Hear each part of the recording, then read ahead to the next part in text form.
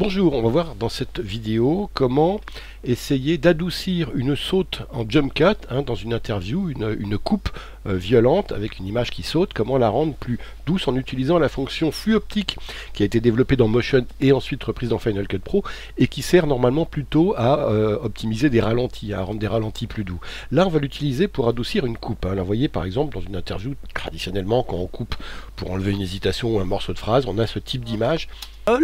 Vous voyez, ça raccorde pas complètement, parce que c'est rare que quand on coupe, la tête soit dans les deux cas immédiatement complètement à la même place. Donc vous voyez, on a des coupes comme ça qu'on est obligé de recouvrir la plupart du temps avec une image de coupe, et justement ce qu'on va voir ici, qu'on va essayer d'adoucir, de rendre imperceptible en utilisant le flux optique. Alors comment je fais? Je me mets sur mon point de coupe ici, je remonte d'une image ici et je tape I pour faire une sélection d'entrée. J'avance d'une image et je tape O ici, comme ça. Et j'ai une sélection de deux images et cette sélection, je vais l'exporter. Donc je fais un export ici, exporter le fichier. Réglage, je suis en Apple ProRes, donc je vais rester en Apple ProRes. Ça va pas faire quelque chose de très gros. Je vais l'appeler test et je vais le mettre sur le desktop, ce petit export. Vous allez voir que ça va être assez rapide parce qu'il y a que deux images. Hop, c'est fait. Je vais dans le Finder. Il est où mon petit bout de test? Ah, il est là.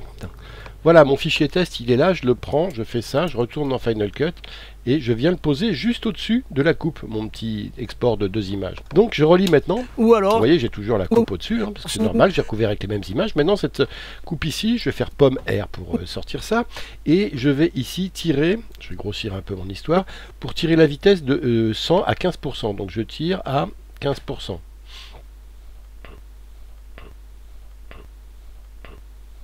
Et on va maintenant appliquer à ce clip ralenti le flux optique. Donc on va ici dans, vous vous souvenez, c'est ici l'onglet vitesse, et on va dans qualité vidéo et flux optique. Moi j'ai un raccourci clavier qui est ALT, mais bon, vous ne devez pas l'avoir parce que c'est moi qui l'ai écrit, donc je pense pas que vous l'ayez.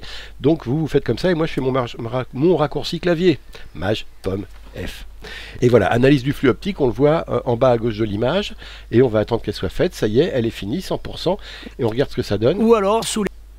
Et on regarde le petit bout qu'on a ici, on voit que, bon, ça, on peut enlever une ou deux images, parce que, regardez, tout ça ici, ça bouge pas beaucoup. Donc j'enlève deux images ici, j'en enlève également deux ici. Et je regarde ce que j'ai maintenant. Je peux même enlever une troisième ici, je pense. Le son ici, je le quitte. Et le petit bout qui me reste ici, je vais l'insérer entre mes deux plans. Ici, regardez ce que ça donne. Ou alors... Et c'est... On va pouvoir également enlever encore une image ici. Ou alors... Voilà. Et maintenant, ce qu'il faut faire également ici, c'est rallonger un peu le son. Ou même encore enlever une image ici, parce qu'on voit bien qu'il y a un trou un peu au son. Donc on enlève encore une image ici, on rend le résultat.